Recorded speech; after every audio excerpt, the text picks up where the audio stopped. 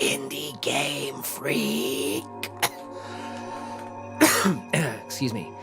And we are about to do Indie Game Reviewer's Top 10 Indie Games of 2018. Here they go.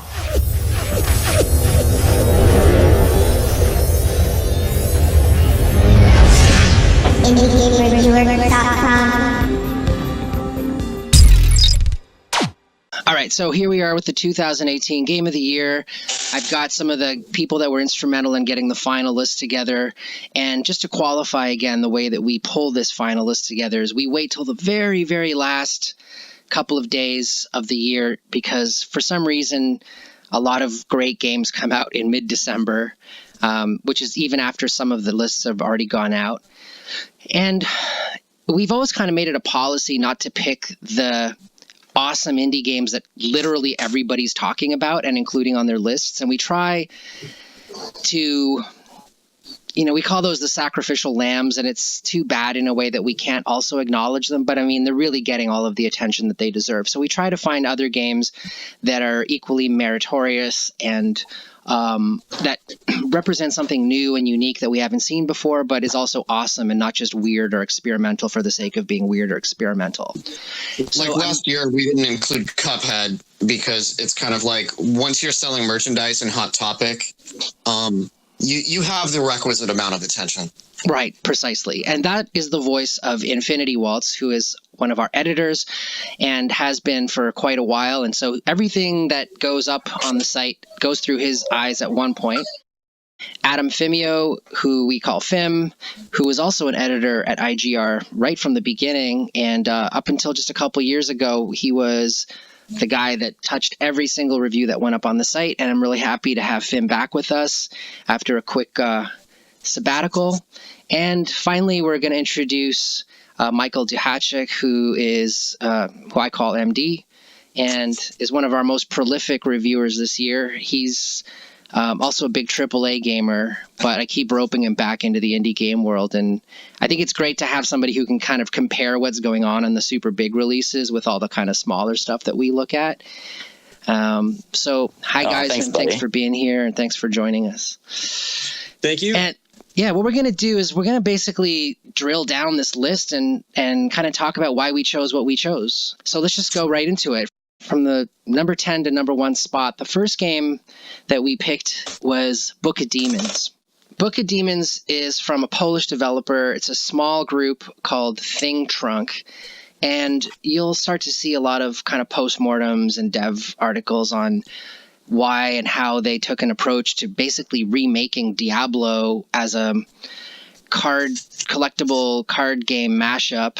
And the whole thing is set in this interesting sort of pop-up book paper world.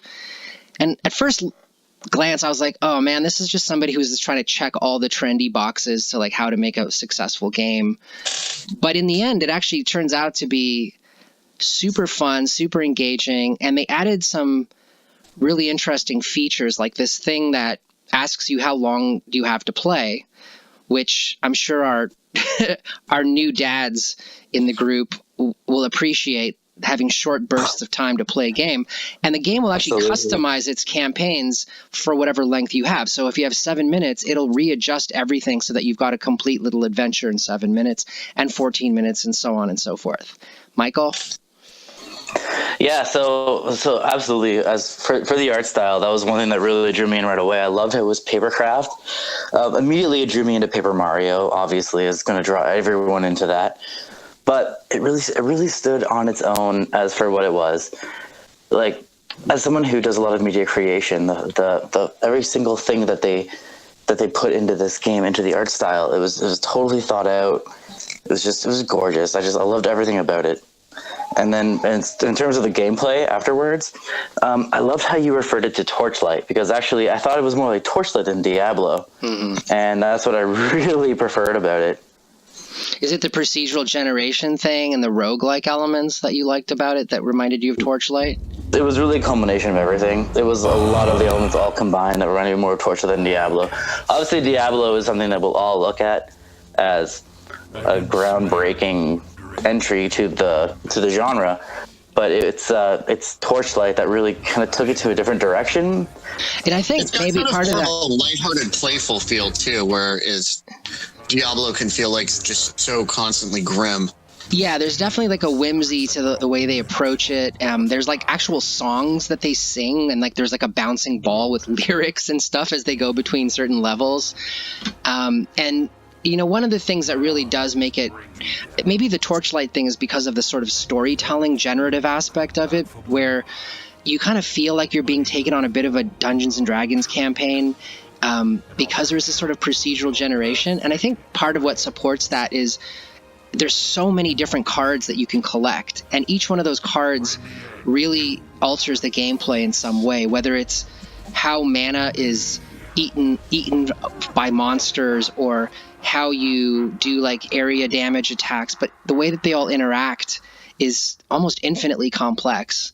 So you get this like, you know, this page that looks like little plastic inserts for your cards, and you can pop in ultimately about 10 slots, but at the start you only have 4 of them. And so it's really constantly modifying who your character is, how the game is going to work, and how the world's going to react to you. So the bottom line is this was just a really refreshing and successful take on a bunch of things we already love, but as kind of like a whole new kind of game. It's just fun.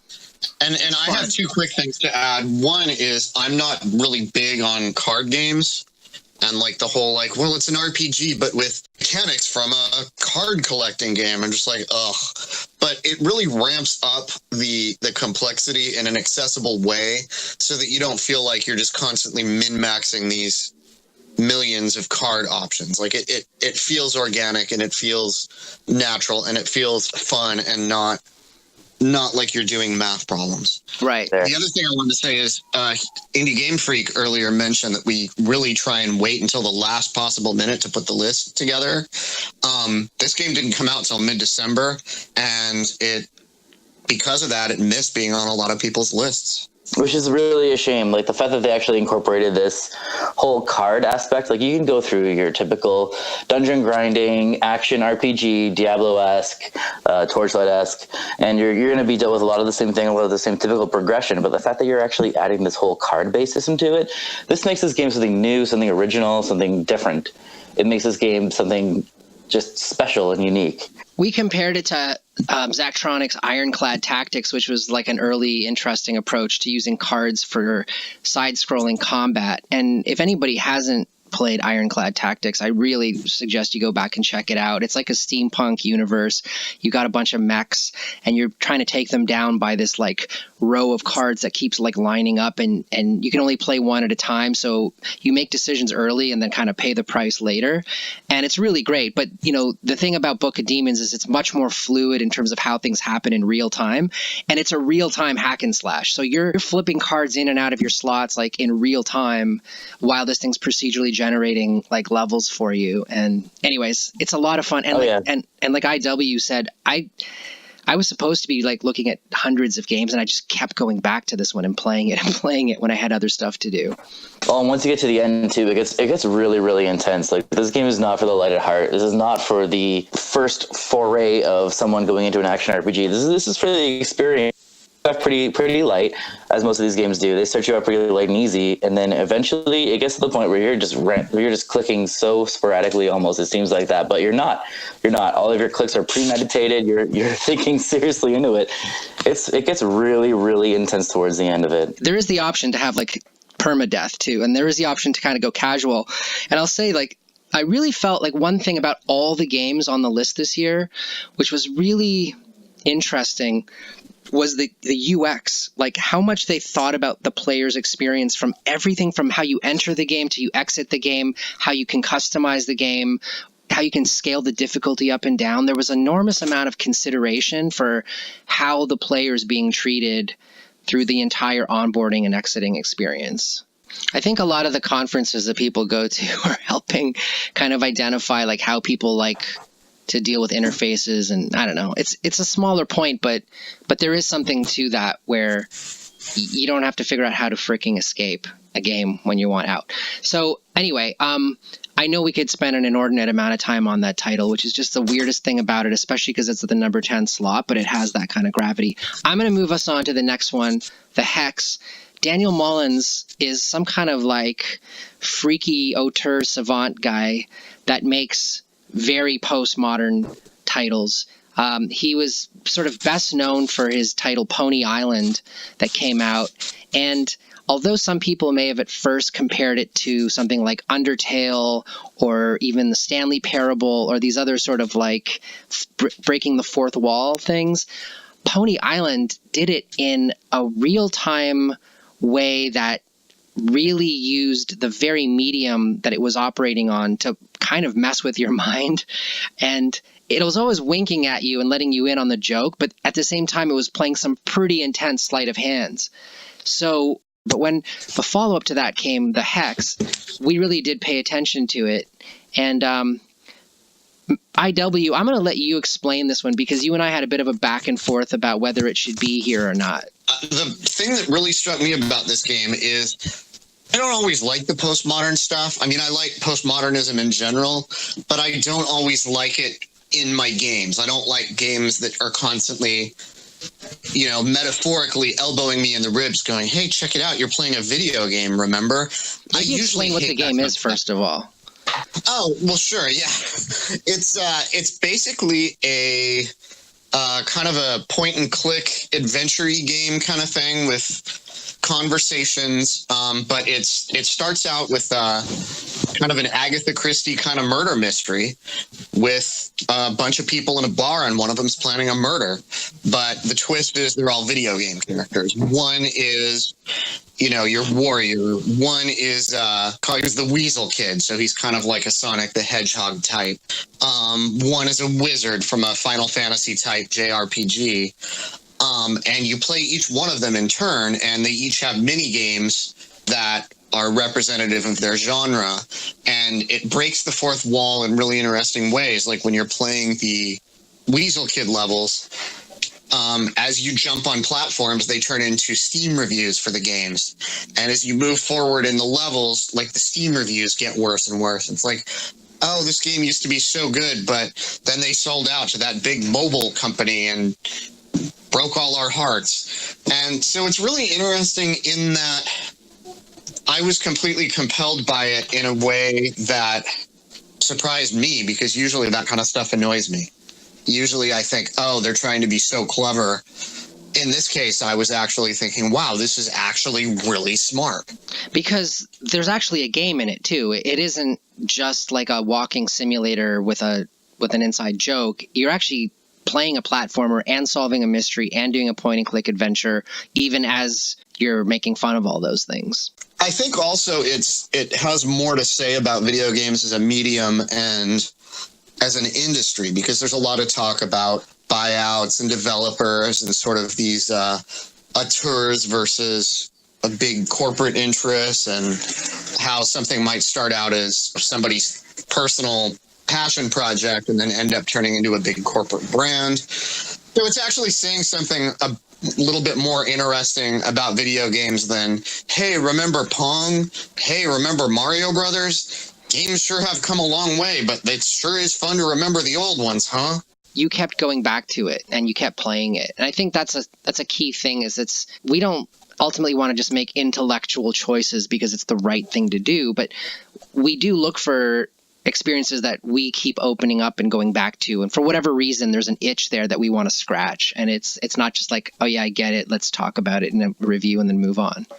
Yeah, it wasn't a game where I just said, oh well, that's clever, I hope I never have to play it again. Right. Okay, number 8, Equilinox.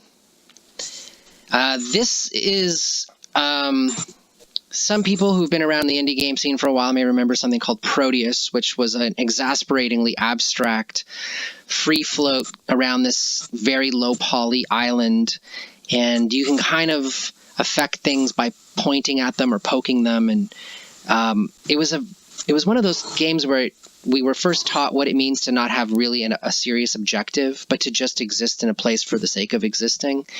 And looking back, I think of how truly fundamental Proteus was in informing me and my feelings about the virtual reality development scene and what VR really is going to be about, which is to experience things just for the sake of experiencing them and not necessarily have to achieve something for the experience to be successful. So if you take Proteus as a look, and then you go through something like Will Wright's Spore, or these other like world generation games where you're cross-pollinating and splicing things together and seeing what new kind of biomes emerge, you get Equinox. And yet there's something about this game that's so refined, so engaging, so kind of mysterious and interesting. And the sheer number of seeds and plants and species that you can spawn starts to create a true kind of complexity and richness to these worlds, so that although at first it's very slow going, and a lot of people will say in reviews, like, I was kind of bored, I was kind of frustrated, there was nothing to do, it starts to ramp exponentially as more and more entities are kind of brought into play. And they crammed in a lot of achievements too, so it's like you can just sort of explore and plant grass seeds if you want, but they do give you a lot of, assignments that you can take. So it's like, okay, now grow an oak tree. Okay, now grow a bunch of daisies. And okay, now let's have some birds. So they do give you, there is structure there if you want it, which I think is nice for people that are more, I guess, into the grind. Right. You get missions. You get these sort of tasks to unlock more options. Yeah. And Indie Game Freak, you were talking a bit too about the complexity of it, and like I find that the low poly look of it really sort of underlined that. Just the basic quality of the visuals, and then you weigh that against sort of how deep you can go with this. Mm-hmm. I really felt that it sort of punched up that overall feeling just of how vast a world it is that you're playing around in. Yeah, I mean, people have tried this many times. There's a thing on Switch, on Nintendo Switch. MD, you might know what I'm talking about. It's called, I think, Birthday Party or the Birthday Game or something. But it's like a pretty deep world builder. Definitely Japanese title. And you've got these little tiny square worlds, and you can rotate them, and you kind of can zoom out to the 30,000 foot level or zoom right back in.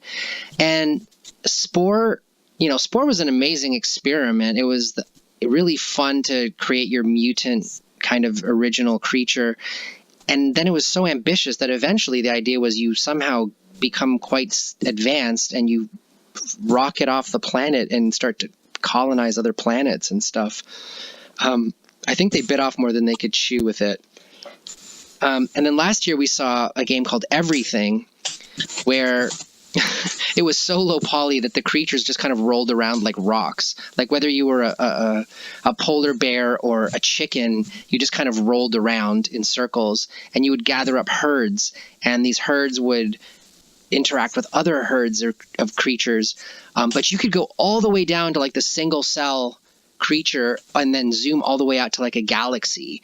And so the sheer scope of it and the fact that everything was kind of at play was why it made our list last year. But ultimately, I think Equinox is a much more fun game to play if you can get through the original super minimalist grind.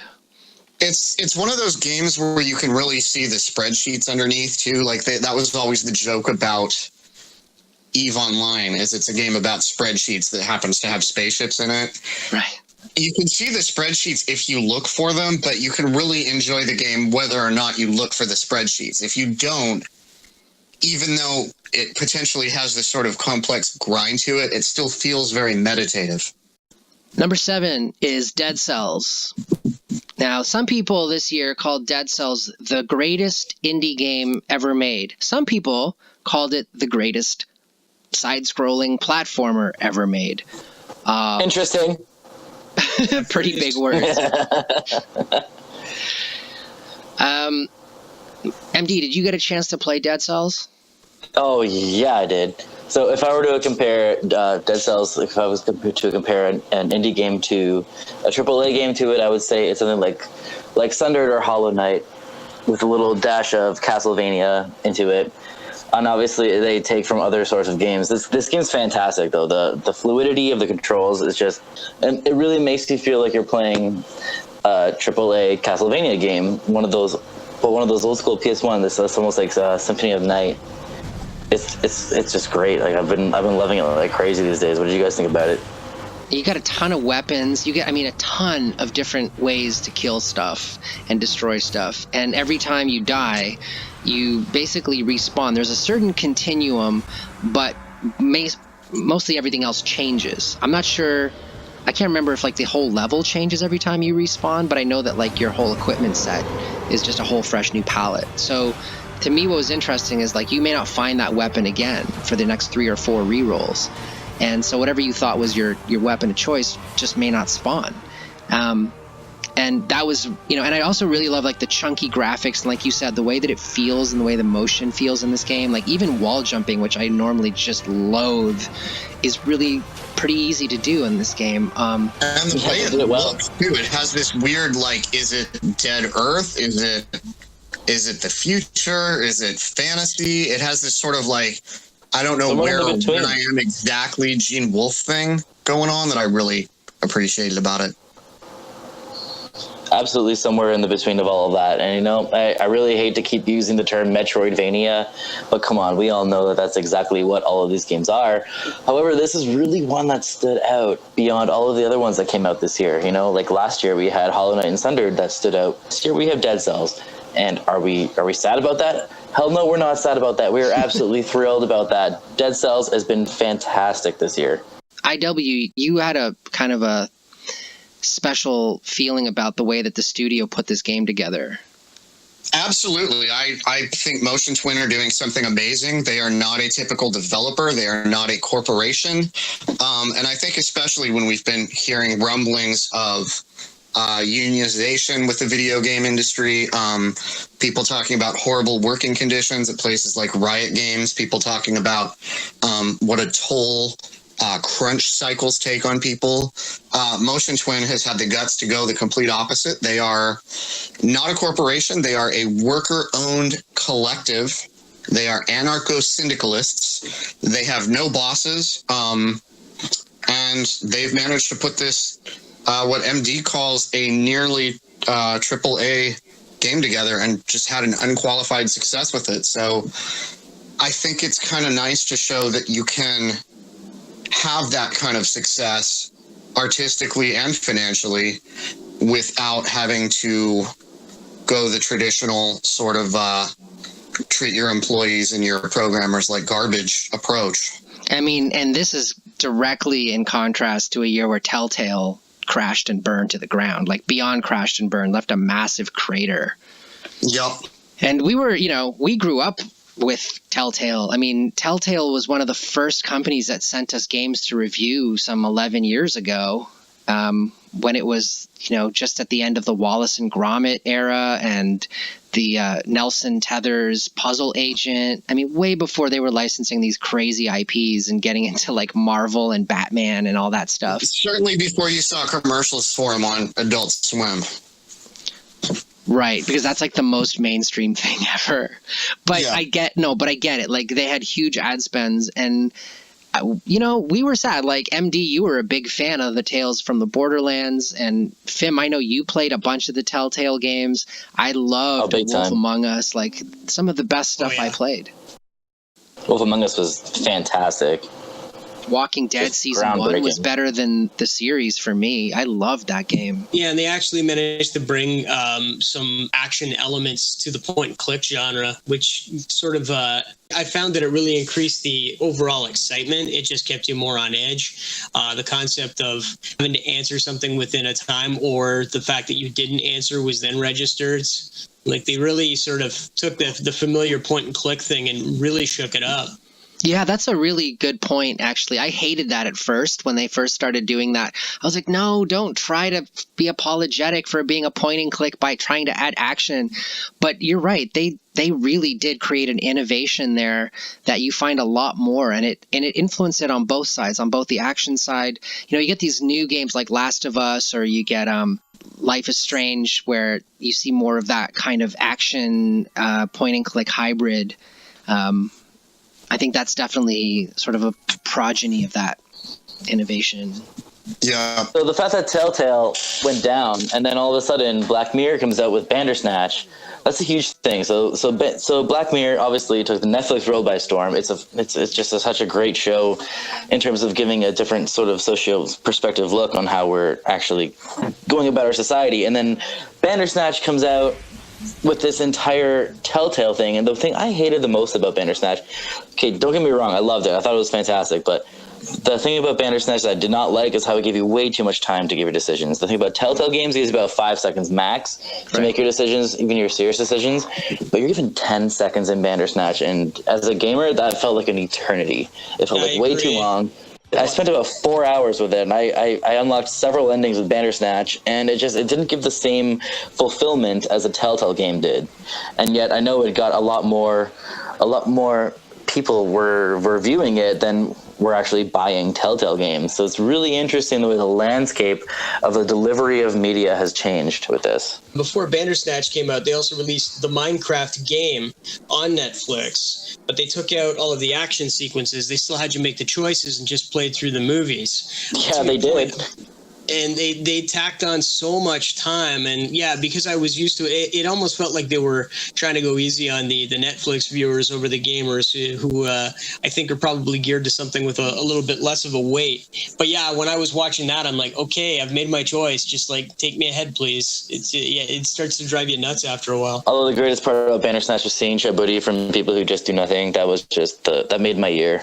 A little bit of British comedy if you guys haven't partaken in it yet.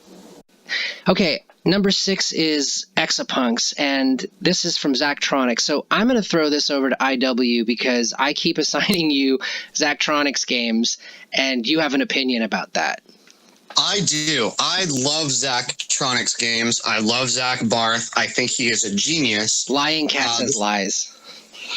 No, this is absolutely true. This is a guy that started out as in educational games, kind of figured that those two categories don't necessarily go together and cannot be forced together. So started focusing on making games just that were fun. But to qualify that, they're fun for a very specific sort of person that's really good at puzzles, might have some background in coding. The first Zachtronics game I ever played was a game called TIS 100, where you actually have to solve puzzles by programming in assembly language. I was an English major. My assembly language skills are not so great. But what is really great is even with games like that, he brings this real verisimilitude to it. Like with TIS 100, sort of the concept underlying it was that there was this prototype computer back in the early 80s that never actually got released, but you find a copy of one, or you find one with the manual, like in your grandfather's attic or something. And then so you're solving these puzzles on this prototype computer that never got released that's like an antique now.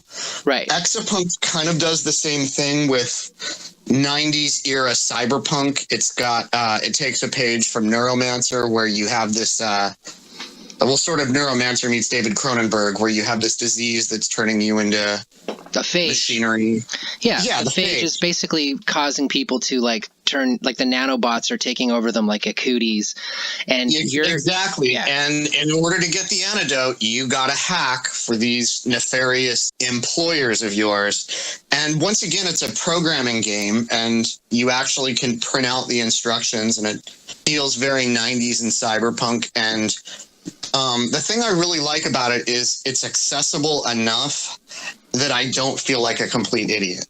20 minutes into TIS 100, as much as I appreciate it on an aesthetic level, made me feel like an idiot, and this doesn't. Now, that's not to say that I'm so smart that I can do what some people have done in this game. There's a little Game Boy analog, and you can actually program your own games. People have made asteroids in it. People have made like a Tetris tiled puzzle thing. People literally used this video game to program actual other games that are actually on Steam for free that you can actually play with the fake pseudocode that Zach created in this game about code. Yeah, it's kind of like what people have done in Minecraft with, like, I guess, redstone computers. Right. Which is, like, amazing, but I would have to take 10 years off and focus on nothing but that to get to that level. Right. Which I can't do as much fun as it probably would be. But Exapunks I can still appreciate and actually enjoy playing. It doesn't make me feel stupid the way TIS 100 did. And it's all wrapped up in this really awesome cyberpunk world. You know, these people come knocking at your door. There's like this big long story arc that you got going on, and then they kind of throw you to this zine, which, like you said, they encourage you. They actually have a PDF, and they encourage you to actually print out the zine, and it comes out like a 32-page like punk zine, and you flip through it, and you read about code, and you read about how it works, and it gets increasingly more complex. And then at the bottom of it all, you're just solving these kind of logic puzzles, but it's just an amazing all-around package with an amazing soundtrack, and it's accessible for the first time. And I think that the real amazing value to something like this is how you will walk away with a better understanding of code, which can never be a bad skill set to have these days.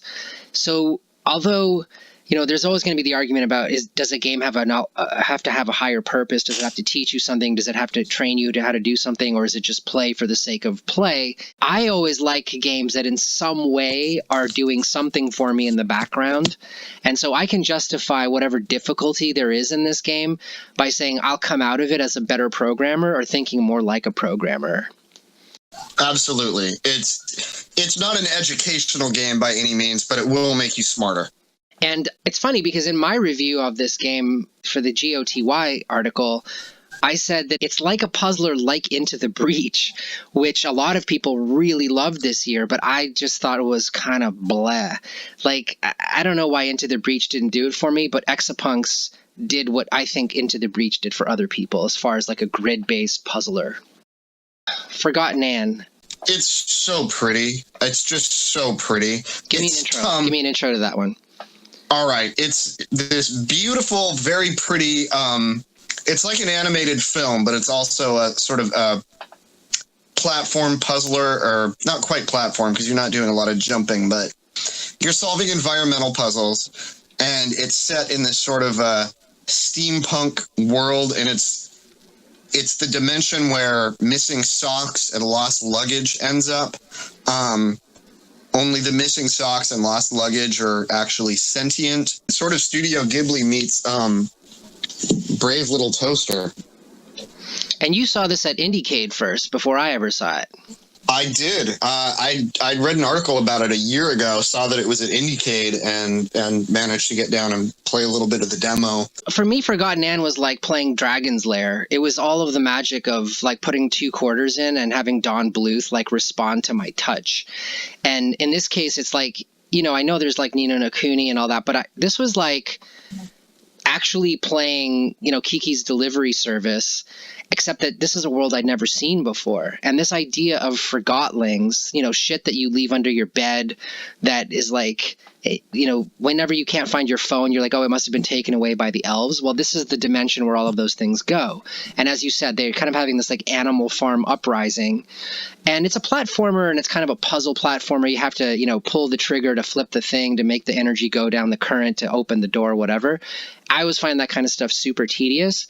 But the sheer world building and the emotion that you get out of each of these characters is just so rich, and it actually kind of ends up playing the way that a Telltale moral compass game plays, where you're like, you know, is it the sock that's telling the truth, or is it the grandfather clock that's telling the truth? Because I'm going to have to source one of them, which is effectively the same as killing them. So you're constantly making these like moral dilemma decisions, which just adds to the whole melancholy of the music and this world. So I don't know. This was just a really unique experience, and I felt like we really had to call it out this year. Absolutely. Which brings us to number 4, The Return of the Obra Dinn. And this game is up for like 9 IGF awards. This one was in the top 3 of everybody's top 10 list this year. Yeah. I'm just going to be a little bit catty here, but sometimes I think a lot of the year-end lists are just people copying other people's year-end lists and haven't actually played some of these games. I think you're right.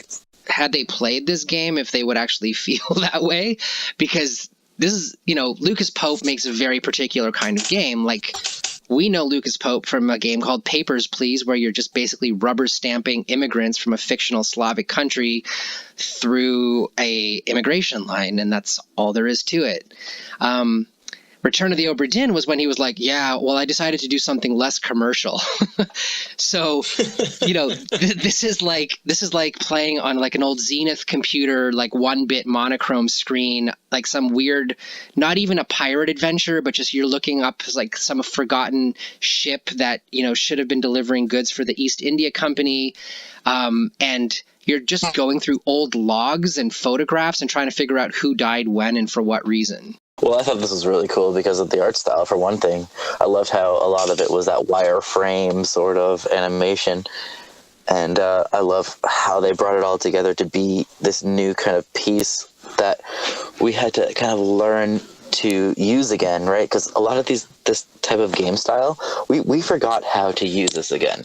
We forgot how to play these types of games because we're so used to a certain type of game. And so you bring it back to all the way back there, and all of a sudden you're feeling a lot more nostalgic if you're a little bit older, but if you're a little bit younger, you're experiencing something new even though it's old. And that's magical in itself. Yeah. I mean, like, that's the thing about the old Infocom games and Zork and all that stuff, was that so much of that happened in your mind. And the games were just kind of like a spark point, to get the rest of your imagination going. In this world where we have like these super high ray traced rendered universes, like you're complaining that Assassin's Creed doesn't even look as good as some of the other games out there. Red Dead. Right, like Red Dead. It doesn't look like Red Dead. I mean, everything is kind of in there for you, and you're sort of looking through a very, very iterated, rich universe. But something like Obra Dinn, interestingly enough, is very detailed, even though it's like 1-bit, because the game is precisely about looking for those tiny little details in otherwise seemingly innocuous documents. And what it does is it takes your mind on these like flights of fancy where you're trying to make logical and emotional connections between things. Like, I saw this picture, 14 pages ago. Like, what was that guy doing? And now all of a sudden there's a clue about him. And so it's a game. It's not a puzzle game. It's a game about deductive reasoning. Oh, absolutely. And the way that you said that, I love that. It teaches you to be a better Sherlock. Well, I love that you say that it's about looking through the pages, because that is precisely what the game's all about. You have your journal, and you have to look through your journal constantly to try to kind of figure out this sort of murder mystery.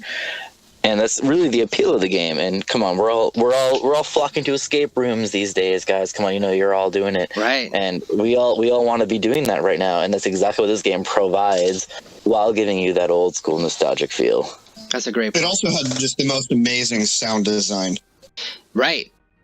I mean, from the very first frame of this game, you're hearing the creaking oars and the water splashing and the wind, and you're there. And it never gets more than, this sort of pixelated static images, but it's evocative in so many different ways.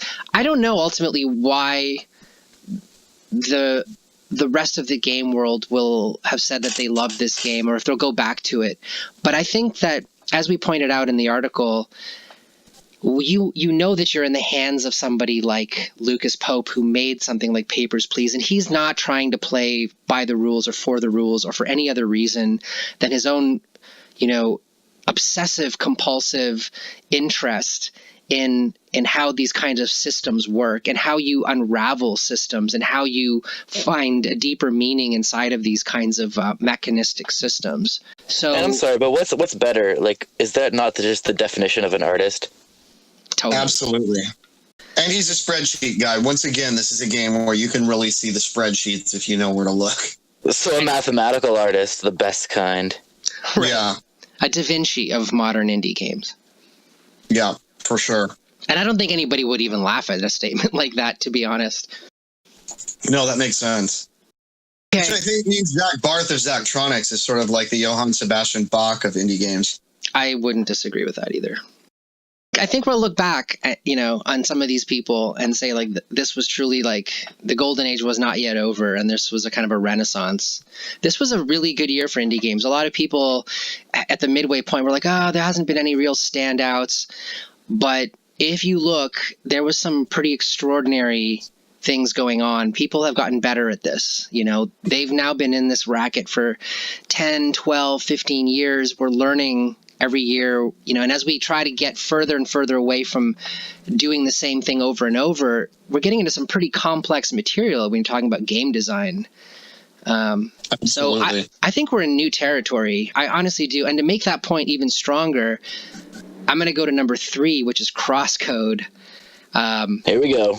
And this looks like something you think you've seen before, but when you start to play this, you haven't done this before. I just want to say that there have been so many games that sort of riff on Legend of Zelda, and so many games that pay homage to the early Final Fantasy games and Dragon Warrior or Dragon Quest games. It was really nice to see one that's kind of an homage to Secret of Mana. Yeah, which is one of my favorites. Sorry, Secret of Mana. Sorry. So okay, so this is the thing. I'm seeing a lot of people refer this to the Mana series, and I see that, yes. But as someone who plays a lot of JRPGs, I see a lot different coming out of this. So the thing about crosscode is it really, for one thing, immediately, the first thing I think, Chrono Trigger, immediately. And you're going to think that immediately from the art style. And that's natural, and that's totally cool. But then you start getting into some of the narrative, and you think, oh man, I'm playing Lunar Silver Star Story. Cool, that's awesome. And then you start getting into the battle system, and you're thinking, I'm sorry, is this like a 2D Nier Automata? Like, this game just brings so much from everything good from the genre and just puts it all together in something that's been worked on for years and just finally comes together as something just so glorious. And people have referred this to as like a 16-bit SNES MMORPG with really, really with really, really like intuitive AI. That's the main thing too. Like, so you get some characters in it who your side characters, they seem to kind of just really do a lot more than what you would expect in a typical MMORPG. Like, they know what they're doing for sure, and that's one thing you don't expect from this game. Like, a lot of the time you're dealing with some really not so innovative AI in terms of what your side characters are dealing with, but these side characters you're dealing with they're killing it for you. They're doing a great job, and it combines a lot of melee action with a lot of shooting, which is also just great. Like really interesting action too. Like, not the kind of action that you're used to in other games. There's all sorts of mechanics, and you're bouncing bullets off of stuff. You're like echoing them. There's so many different ways to play it. Well, that's the thing. I can go on and on about the battle system. I can literally just drone on about the battle system. But when it comes down to it, this is a puzzle game. Like, this game is full of puzzles, and it's just amazing. It puts you in this MMORPG setting as if it's a Sword Art Online game, Alicization, more like than the other previous games. Obviously, the Sword Art Online games are not anything like this, but, more so of a call to the anime. But this game just totally brings you back to that retro feel of a PS1 RPG. They have the aesthetic of an SNES RPG, but it brings you to the playability of a PS1 RPG and what that era had to offer. And that's honestly what I just love the most about it, because as someone who grew up with playing all these PS1 RPGs, I grew up playing the SNES RPGs, but those PS1 RPGs really spoke to my soul. And this game just really brings that right back to me. Yeah. I would agree with that. I like seeing that there are so many games now that have that JRPG feel to them, because it was really those games. Like, if I look back to my own experience as a gamer, those are the ones where they really started to go beyond to just what was on the screen and started to convey the emotion. Like, you still had really cartoony graphics, but they were able to do enough with them that you could sort of see what the characters were going through. They were really starting to integrate more complex soundtracks, and whenever I think of like Final Fantasy IV, Final Fantasy VI, I've played through those games like 20 times. So whenever I see a game that sort of has this sort of aesthetic, I always give it a second look. Like, I hope that there's something that is worth going into, because I just find this particular visual style such a warm and inviting place to be. These guys sent me a Kickstarter announcement in 2016. Wow. So they launched this game in December or November. I don't know exactly, but it was like late 2018. And the funniest thing was, I see so many RPG Maker games cross our desk. And I was like, oh, okay, this is an RPG Maker game. And then I realized like every single pixel of this thing was written from scratch. Yeah. It just looks like that, but it's not at all. It's so dynamic and fluid. Yeah, when I saw it at first, I thought the same thing. I thought it was an RPG Maker game. And the other thing I really appreciate about this game so much as well is that growing up playing RPGs, obviously you would just see little text boxes popping up for each character. And then towards like the mid-90s, sorry, aging myself a little bit there too, you started seeing little avatars for the characters. And you're like, okay, I can kind of see who's kind of playing here. So I love what they do with the avatars of this game. So for NPCs, they kind of gradient them out slightly. And then for all of the main characters, they give them facial expressions per every dialogue decision. Every single dialogue box has a different facial expression based on the different emotions that are being emoted during that dialogue session. There's so much intricate detail into this. There's a lot of work that went into the presentation of this, and the soundtrack as well is just amazing. Oh, the soundtrack just blows me away. One of my favorite soundtracks from back in the day is Chrono Cross, and from modern days, I Am Setsuna. The soundtrack of that game has just been blowing me away, and so it's like almost like a culmination of the two, bringing in both of the two ideas together into this beautiful soundtrack that just makes you feel like you're playing an old school RPG, yet you're playing something new and modern. It's just ridiculously amazing. This is a great game. Yeah, it's the full package. I mean, you pointed out to me the thing about how nuanced the expressions were on their faces for each piece of dialogue, and it's really kind of an amazing understanding of human conveyance of an idea. Like the way that their eyes squinge or just the corner of their mouth turns, like it's pretty deep. Just those little static images. Again, yeah, the soundtrack is amazing. Where did we put this on our score IW for our soundtrack of the year? Because I know that this is one of our favorites. Let's see. This was number 3. And what did we say about the score? We talked about how it bridged everything from 80s movie soundtracks like Lamal's Never-Ending Story up to stuff like Animal Logic to other sort of Japanese RPG soundtrack composers like everything from Ocarina of Time to MD pointed out people like Takeo Miratsu, Noriyuki Iwadare, Nobuo Uematsu, and Masashi Hamauzu. I actually refer that to the composers, to specifically The Legend of Dragoon, to Lunar, Silver Star Story, and to Final Fantasy X. I feel like the soundtrack really conveyed it from a lot of those composers specifically. Like it was just... it brought me right back, buddies. Like it really did. The fact that we're like super nerding otakuing out on like these references is secondary to the fact that what the game really achieves is it transports you into another world, and the world delivers. It lets you interact with it deeply, and it feels like you're just wrapped up in it like a complete blanket. And that kind of imagination and experience is like what we're always looking for, I think. That kind of being submerged. Let's go to number 2, Unavowed, and our number 1 game would definitely do that.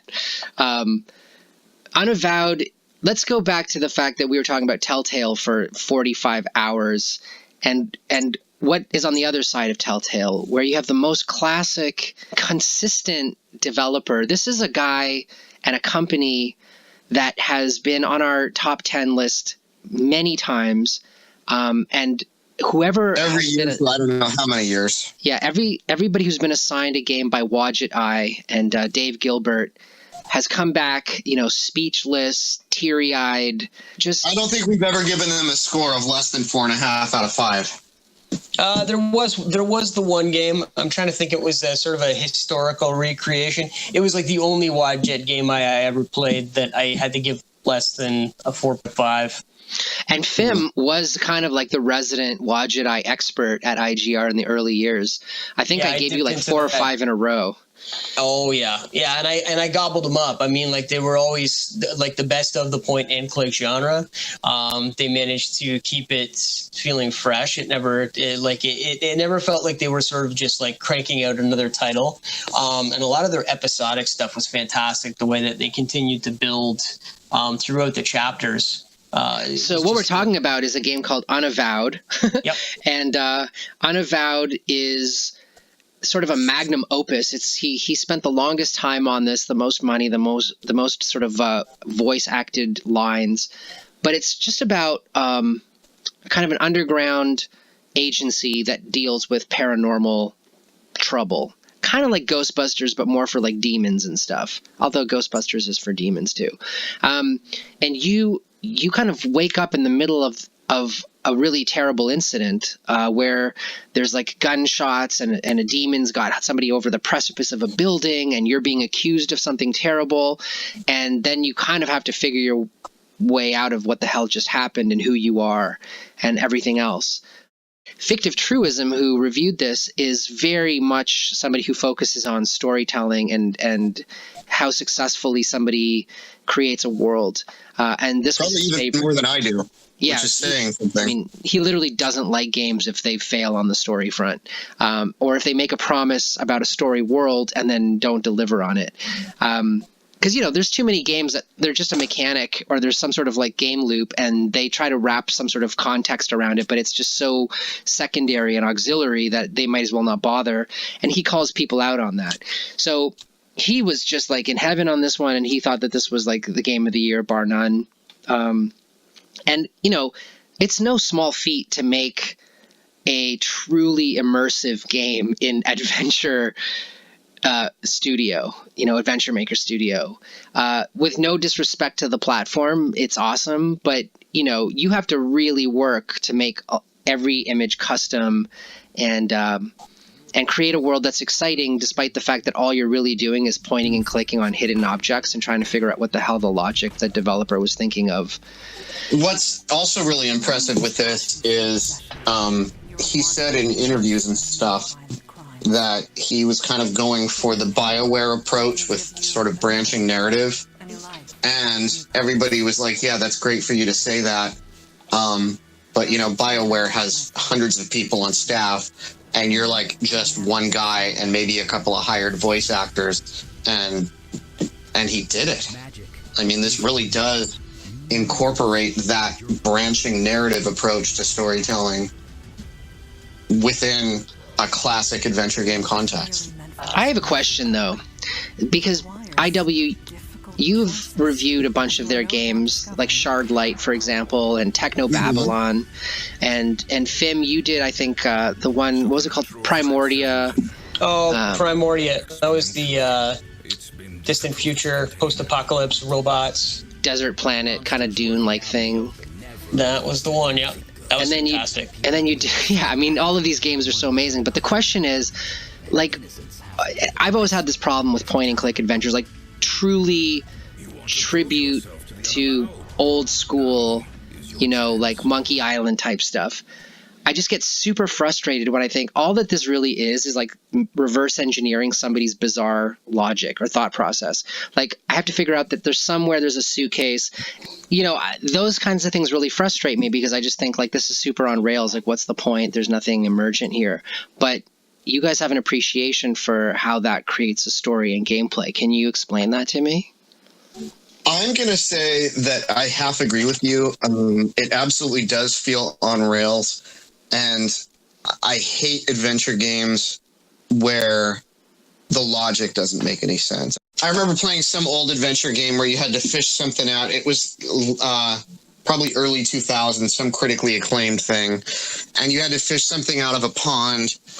And you had like a fishing line and a hook, but you also had to attach a rubber duck to it. And I'm like, I could absolutely hook that thing out of the pond without the rubber duck attachment. Right. This is stupid. And I shut the game off and never even went back to it. That sounds like the best game ever. Why? What do you mean, why? It was the best game ever.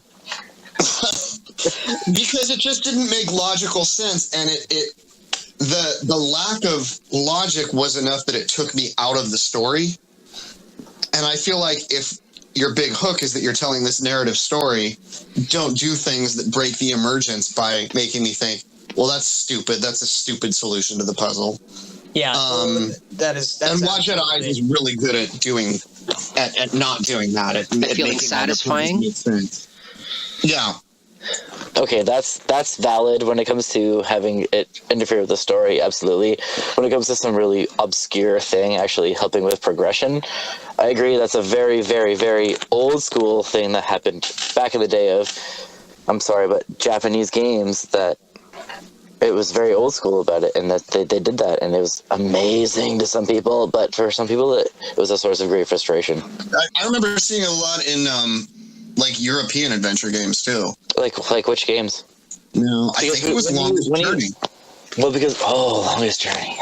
Because when you think of when you start talking about certain like fishing elements that have to come into play with story progression, I start to think about Dark Cloud too. It's not story progression, but you have a fishing element in every single dungeon that you have to go through, and the fishing element is a serious part of the game if you really want to have full completion. And it's another game that I can't stop fishing. I can't stop golfing for some reason. This isn't that so much that I'm referring to so much as kind of standard adventure game inventory puzzles where the objects going together don't make sense to the point that it's like, what's the point of that? I don't get it. It's just I always end up going and clicking on a walkthrough because there's literally no way to figure out what the hell they're thinking. And it was The Longest Journey, which won a bunch of awards for its story. And I was like an hour into it, and I said, you know what? That puzzle is so stupid. And I spent an hour walking around the stupid city. And I said, you know what? This has irritated me enough that I don't even want to go back to the game. Anyway, Wadjet Eye does not do that kind of stuff, and that's why I like them. They do it better, yeah. Okay, we made a case, and we're going to get back to that when we get to Graveyard Keeper anyway. So let's talk about Subnautica, #1 game of the year for Indie Game Reviewer. Now, I will say this. Our #1 game of every year is always weird. It's like we can make a super strong case for everything from 2 to 10, and then you get to #1, and it's like random, seemingly. Like last year Slime Rancher? Last year was Slime Rancher. Like out of the blue. And we decided on Slime Rancher on New Year's Eve, I believe. Yeah. But it was the best game of the year. Like there's no question in my mind, and I'll fight anybody who argues otherwise. Even though you were messaging me all night. You were saying, I've been playing this for 14 hours straight. I haven't slept. I haven't peed in 8 hours. People are still talking about how great it is. Yeah. People that didn't think to put it on their lists, but they're still talking about it years later. Sometimes you got to make a choice like that doesn't come from your head. It comes from your guts. It comes from your loins. It comes from something that you can't even put into words that grabs you by the soul, and when it puts you back, you're a different person than when you started. And for me, it rides you under the surface of the ocean and on an alien planet, and that brings us to Subnautica. So Subnautica is a game that has been in development for quite a while. This is the people that made Natural Selection 2, which was one of the first games that we ever covered at IGR, and I'm talking like 10 years ago. In the meantime, these guys go out and they create a game where you basically crash land on an alien world that happens to be a giant ocean, and there's an enormously diverse life under the water. And at first you're like, okay, so this is maybe like Soma or, BioShock or something. But then you realize that when you go out into that water, there are like complex systems at work, that they're being born and they're dying, and they like have their own needs. They have like their own Maslow's like needs. And there's no violence in this game. Like the developers deliberately said, like, there's no guns, you don't kill anything, nothing like attacks you. You run out of breath. You run out of food. So it's a survival game, which I'm a complete sucker for. I've played hundreds of hours of Don't Starve just doing the survival stuff. Yeah, you have. Yeah, and like Green Hell and like The Lone Dark and all of those games, like I'm obsessed about because I'm just always preparing for the apocalypse. But after that, there's another game going on in Subnautica, which is that it's actually like a Minecraft level complex builder where you're going to go out and you're going to salvage random stuff out of this alien ocean, put them in your like molecular transcoder transformer thing, build the fundamental components, and then start building a frickin' base and like your own greenhouse and your own food dispenser and your own like communications system. And it's a super, super long game that you could play.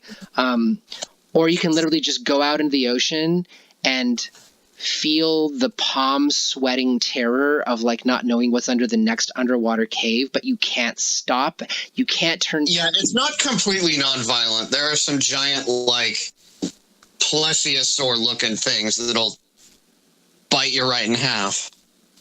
I mean, in the end, like, the thing about Subnautica is that we felt that we should award it an achievement for just the sheer success that they had in making you feel like you're swimming in the water and there's bubbles coming up from the bottom and there are things living in it, and it's just your job to go around and explore it. And when you take that back to the fact that really it's just a bunch of pixels and code, it really is greater than the sum of its parts. MD, you said you wish that this was what No Man's Sky. it should have been. Yeah, thank you. This is exactly what I wish No Man's Sky was. I was really disappointed when I bought No Man's Sky the day it came out because I was one of all of you guys all hyped up about getting it. Bought it the day it came out. I played it all night, all day. Returned it to a certain game store the next day, and they gave me like $25 for it like 2 days after it came out. And I'm like, why? They're like, we're inundated with copies of this game right now. Like, I know, give it to them. Like, they've done a lot with it from now. Honestly, I thought it was gonna be the next ET. It was gonna be buried somewhere deep in the earth. But with the glory of modern day gaming and DLC and updates, they were able to actually salvage something out of this game, and they were actually able to make something out of this game. And I have not played this game because I spent $80 on No Man's Sky when it first came out, and they just pissed me off with the fact that it was nothing when it came out. So I traded it in and it's gone, and I'm not going to spend any more money on it ever again. Instead, I'm going to enjoy Subnautica because it is exactly the No Man's Sky that I actually wanted it to be. This is what I wanted when I bought No Man's Sky. This is the game. Okay, makes sense. Yeah, because of course you're not traveling from world to world and all that, but what you do have is a completely viable, super rich, actual alien world, and it feels like you're there, and I think that's the point. I want to see these same developers do a bunch of similar games in totally different biomes. I want to see the Arctic version, which I guess they're working on as DLC. Yeah, they're coming I out want to with see a permafrost. desert planet one. I was not expecting this game to be as cool as it was. I was not expecting this.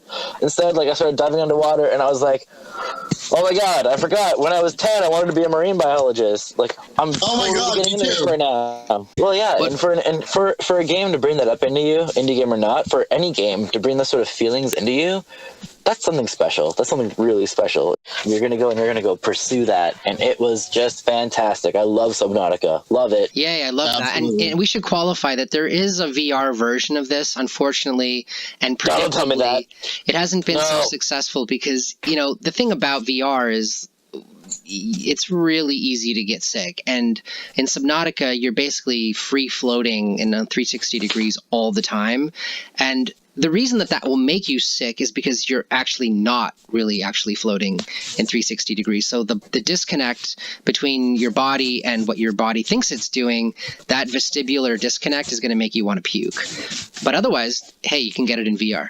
All right, let's go to the honorable mentions, because actually our honorable mentions are super important. We only have 3 of them, and basically they're all you, MD. So why is Party Hard 2 on this list?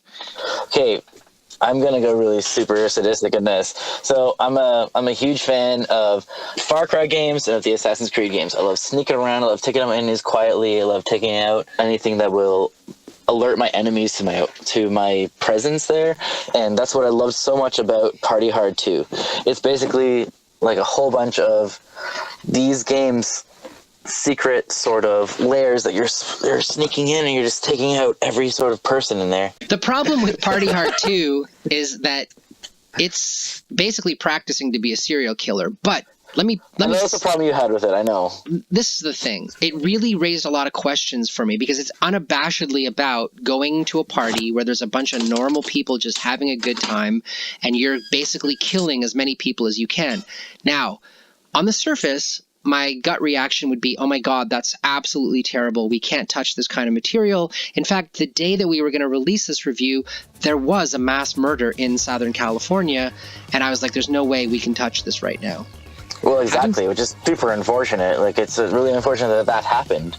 Like, it's just a terrible thing, but it's something that happens not only in Southern California, it's something that happens everywhere around. Like, we saw it just happen now in France, it happened in Toronto a little while ago. Like, it happens everywhere.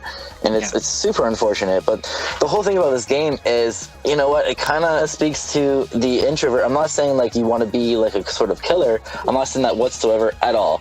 But it totally plays into that sadistic sort of view, where you just want to sneak around and just and get them in the back. You know, it's that Assassin's Creed thing where it's just like, oh, it's just a regular Greek soldier. Like, it's not like it's an actual person. You don't feel that way. You know, it doesn't bring any sort of real life human emotion into it. And I think it's because it's in the whole 16-bit, like, you know, it's that whole, like, old school view. So it doesn't actually make you. You're not killing people. You're killing pixels. You're killing pixels. That's exactly it. But even so, I don't think that the impulse there is the same kind of impulse that I don't know that I can relate or understand the mindset of a serial killer. I think that there's a certain switch that's off for somebody who does that. And that's obviously an enormous pick. But I think the thing about a game is that you're not expressing that. You're expressing something else that's going on. You're exploring something. You're investigating something. You're coming away with something. The way that you read a book about, you know, you read horror books, you read books about murder, but what you do is you reflect on those things and you think about those things and you ask yourself, how do you align with those things?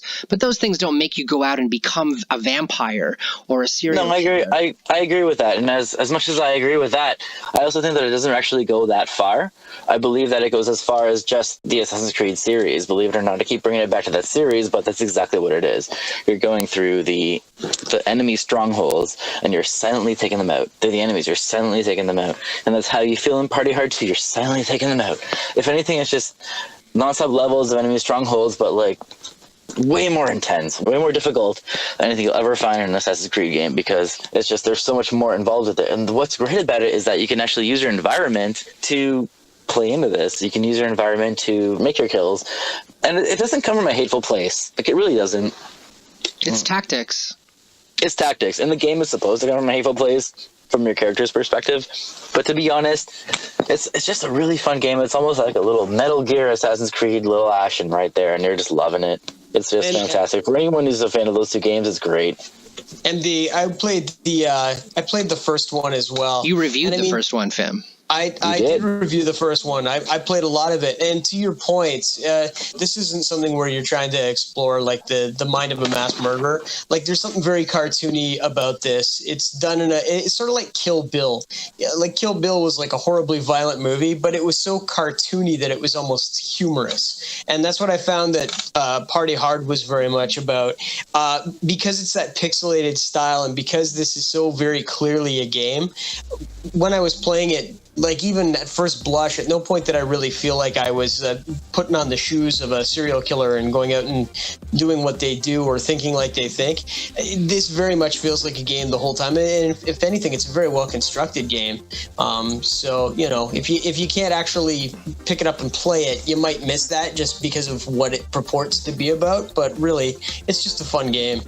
How does this compare to Hotline Miami? Like, what would you say is the fundamental difference in the game loop between Party Hard 2 and Hotline? Stealth versus action. Yeah, stealth, exactly. The twitch mechanics in Hotline Miami, like, you didn't plot your moves, you had to react in Hotline Miami. Hotline Miami, I think, too, is going for a little bit more of that macabre shock value. Whereas I think, if anything, it seemed like Party Hard and Party Hard 2 were sort of making light of the situation that they were creating. It's like a guy who gets woken up at night by the party, so rather than go and call the police or tell them to shut up, he goes there and he kills everybody. It's ridiculous. Well, it is. And see, that's exactly it. You touched on the story. That's something I keep forgetting, because all I want to do is really sneak around and stab people and, like, put them in, like, a meat grinder. Like, to me, as a gamer, that's a lot of fun. You know, you're sneaking around, you're avoiding cops, you're avoiding people, you're avoiding bystanders, you're avoiding everybody in the game. Yeah, it's cathartic. And you're making the sneakiest kills as you possibly can. And then, actually, I played the first Party Hard as well. A difference between the first and the second is sheer scope. The scope of Party Hard 2 is vastly superior to the scope of Party Hard. Yeah, and which is a credit to the developers. The developers really stepped it up in terms of making a better, bigger game. They did a great job of it, and I love it. It's one of my games of the year, absolutely. Yeah, I felt like it was a real major upgrade from the original. Like, they really understood what the hell they were doing on the second one, and They really did. It seems like they took a lot of gamer feedback and they took it and they ran with it, and they gave it to us. So thank you, developers of Party Hard 2. Yeah, I don't know how we're going to keep this short, because now we're going to hit on Graveyard Keeper. Okay, let's do this. We'll keep it short. Okay, so I'll give it a quick intro. So Graveyard Keeper is kind of like a dark twist. Like, if Terry Gilliam and like H.R. Geiger were gonna like maybe get into revisiting Stardew Valley. And at first it might just seem like a reskin and a punchline, but it turns out that this is a pretty deep game, and MD of all people could just not stop playing it. I'm still playing it. To this day, I'm still playing it. The greatest thing about it is how dark the actual storyline is. I love Stardew Valley as a game in itself, and a lot of people do. A lot of people dive right into it. It's just been put on multiple platforms. People are loving Stardew Valley, and why? Because it's Harvest Moon, but it's a little bit deeper. It's a little bit different. Stardew Valley is more about human interaction and enjoying being actually on a farm, as I mentioned in my first review. So Graveyard Keeper, it's not like that. But that's what I like about Graveyard Keeper.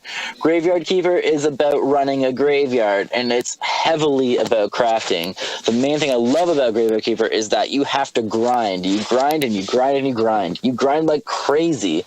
And farming, you unlock that like, I'd say like 20 hours in, the way I played the game at least, and I'm about 60 hours into the game right now. You keep rocking that, and it's all about using everything that you find to play the game. So what's it about? This game is about running a graveyard. So your main character gets killed in a car accident, and then you all of a sudden wake up and you have to run a graveyard. You get to a town and you find a quest, and you have to fetch quest. The entire game is fetch quests. If you don't like fetch quests, you're not going to like Graveyard Keeper. If you love RPGs and you love fetch quests, you're going to love Graveyard Keeper. But honestly, they're not unenjoyable fetch quests to partake in. You have to really work at the fetch quests. It's not like, oh, get me 3 of these. No, it's get me 3 of these, but you have to unlock this and this and this and this and this, and then you can get me 3 of these. So it gives you more of a deep crafting menu. The crafting menu is huge in this game.